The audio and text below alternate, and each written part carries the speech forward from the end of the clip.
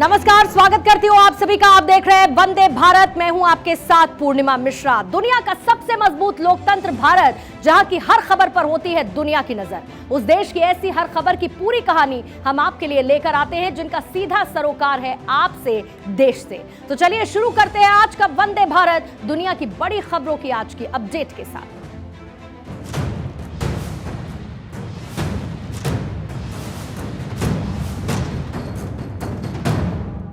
और आइए वंदे भारत में अब खबरों की शुरुआत करते हैं इस सवाल के साथ कि महिलाएं क्या पहनेंगी, क्या नहीं पहनेंगी, ये तय करने का हक आखिर किसे है। हमने तो बचपन से ये सुना है कि संविधान हमें आजादी देता है बोलने की, लिखने की, अपनी मर्जी से अपनी जिंदगी को जीने की। फिर आखिर सियासत में बैठे हुए लोग क्यों जज बनते हैं महिलाओं की जिंदगी के फैसलों को लेकर। तेलंगाना सरकार में गृह मंत्री मोहम्मद महमूद अली का कहना है कि महिलाएं छोटे कपड़े ना पहने, क्योंकि अगर महिलाएं छोटे कपड़े पहनती हैं तो माहौल खराब होता है और इसीलिए मुस्लिम महिलाएं इस्लाम के मुताबिक कपड़े पहने और हिंदू महिलाएं सर पर पल्लू जरूर रखें। ये रिपोर्ट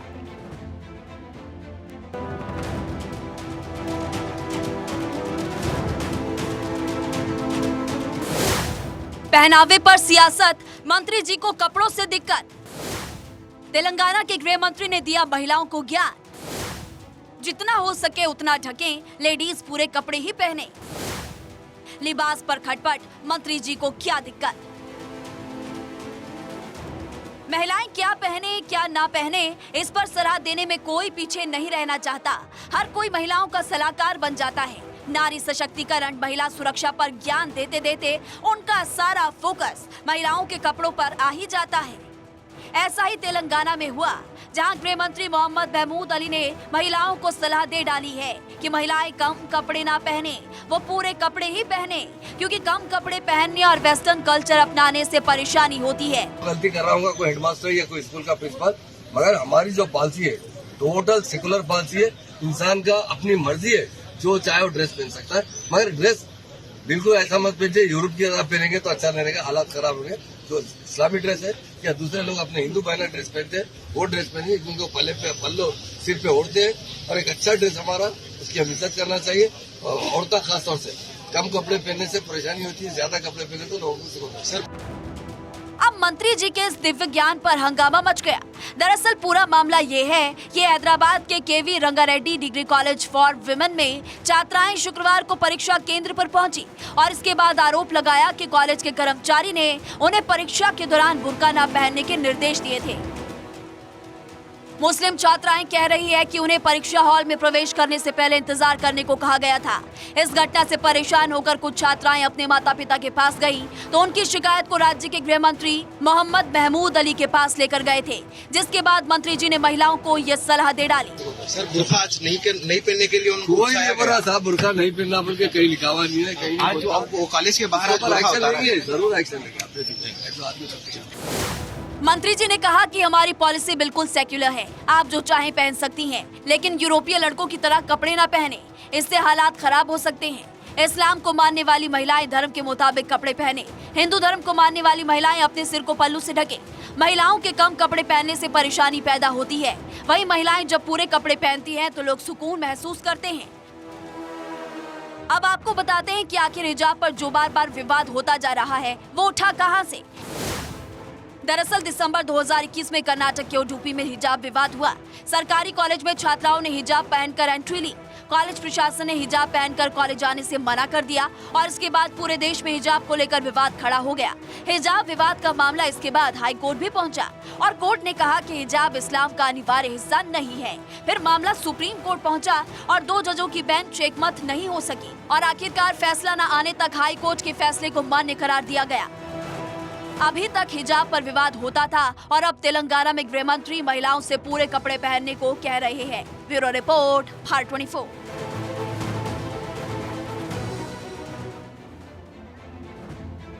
इधर उत्तराखंड में बढ़ते हुए लव जिहाद के मामले ने धामी सरकार की चिंता बढ़ा दी है। सरकार अब ऐसे मामलों को रोकने के लिए अंतर धार्मिक शादियों की पड़ताल का प्लान बना रही है और इसके लिए तैयारी क्या है धामी सरकार की, ये रिपोर्ट आप देखिए।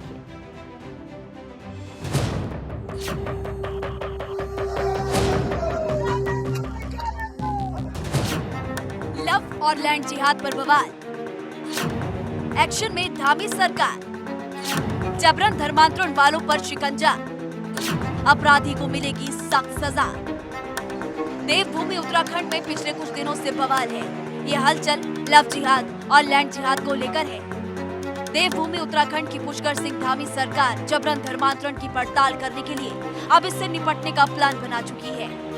पिछले 5 सालों में राज्य में हुई तमाम अंतर धार्मिक शादियों के कार्ड, मेन्यू, मंशा और मेहमान तलाशे जाएंगे ताकि खुलासा हो सके कि धर्म स्वतंत्रता अधिनियम का उल्लंघन तो नहीं हुआ है, और अगर उल्लंघन हुआ है तो ऐसा करने वालों को कड़ी सजा होगी। देखिए, जो इंटरफेथ एलोपिंग है, वो किडनैपिंग है, वो इंटर कम्युनिटी वाला है, उस केसेस को हम क्लोजली मॉनिटर करेंगे। उस केसेस पे ये कैसे ये Uttarakhand freedom of religion act का कोई इंग्रेडिएंट तो नहीं लग रहा, उसका कोई वायलेशन तो नहीं हो रहा, उसको परीक्षण किया जाएगा। ये सारा इशूज को हम मॉनिटर कर रहे हैं ताकि हमारा शांति व्यवस्था बनाए रखें। ये हमारी जो रिलीजियस इंटॉलरेंस जो हो रहा है, जो भी है, जो हमारी शांति व्यवस्था बनाए रखने के लिए, कानून व्यवस्था बनाए रखने के लिए, कि इस चीज़ों को मॉनिटर कर रहे हैं। उत्तराखंड पुलिस के एडीजी लॉ एंड ऑर्डर का कहना है कि Uttarakhand freedom of religion act 2022 का अगर उल्लंघन हुआ है तो उस पर सख्त कार्रवाई की जाएगी। एक्शन में पुलिस मुख्यालय, सभी 13 जिलों के एसएसपी और एसपी को सौंपा गया है जिम्मा। 2018 से हाल तक की शादियों के दस्तावेज खंगाले जाएंगे और सभी अंतर धार्मिक शादियों की जांच की जाएगी। अगर एक्ट का उल्लंघन हुआ है तो ऐसी शादियों को लेकर एक्शन लिया जाएगा। जो कर रहा है वो गलत है अगर सही पाया जाता है तो, लेकिन फेक न्यूज़ पे यकीन न करें। जैसे आपने बताया, नाम बदल करके इस्तेमाल किया गया था, उसको लव जिहाद से जोड़ दिया गया। मैं इस शब्द के भी खिलाफ हूँ। इस तरह के प्यार के साथ जिहाद को नहीं जोड़ा जाना चाहिए। धामी सरकार की सख्ती की बड़ी वजह ये है कि पुलिस में एक के बाद एक लव जिहाद और जबरन धर्मांतरण के मामले दर्ज हो रहे हैं। पिछले साल जहां पूरे साल में ऐसे कुल 78 केस रिकॉर्ड किए गए थे, वहीं इस साल महज 5 महीनों में 46 से ज्यादा लव जिहाद और जबरन धर्मांतरण कराने के मुकदमे दर्ज किए जा चुके हैं।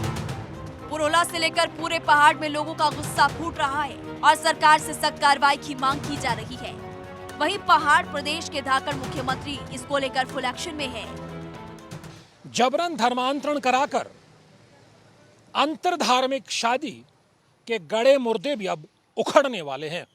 जी हां, धामी सरकार पिछले 5 सालों में देवभूमि उत्तराखंड में जो भी अंतरधार्मिक शादियां हुई हैं उनकी अब पड़ताल करने जा रही है ताकि पता चल सके कि किसी को बहला फुसला कर या जबरन लव जिहाद का शिकार बनाकर अंतरधार्मिक विवाह तो नहीं किया है। उत्तराखंड पुलिस ने तमाम 13 जिलों में अपने आला अधिकारियों को ये मैसेज दे दिया है कि पिछले 5 सालों में जो भी अंतरधार्मिक शादियां हुई हैं उनकी जरा अच्छे से पड़ताल कर ली जाए कि कहीं न कहीं इनमें धर्मांतरण का एंगल तो नहीं था।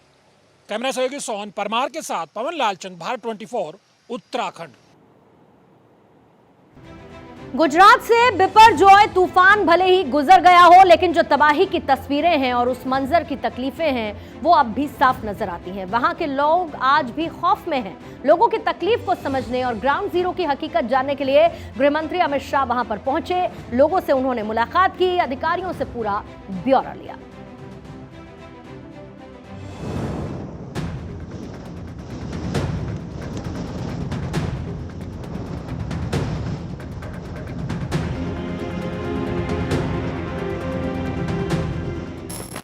वो तूफान जिसने पूरी दुनिया का ध्यान अपनी ओर खींचा,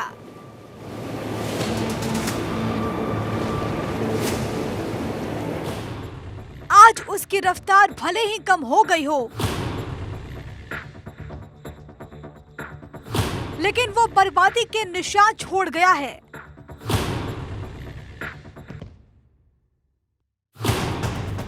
जनता का दर्द बांटने और स्थिति का जायजा लेने के लिए गृह मंत्री अमित शाह ने खुद कमान संभाली। अमित शाह ने गुजरात के सीएम भूपेंद्र पटेल के साथ हवाई सर्वेक्षण करके हालातों का जायजा लिया। इतना ही नहीं, अमित शाह मांडवी सिविल अस्पताल पहुंचे, जहां भर्ती लोगों से उनका हालचाल पूछा। इसके अलावा अमित शाह ने अधिकारियों के साथ बैठक भी की और एनडीआरएफ के जाबाज योद्धाओं से मिलकर उनका हौसला भी बढ़ाया। गृह मंत्री अमित शाह ने इलाकों का जायजा लेने के बाद एसडीआरएफ और एनडीआरएफ कर्मचारियों से मुलाकात की।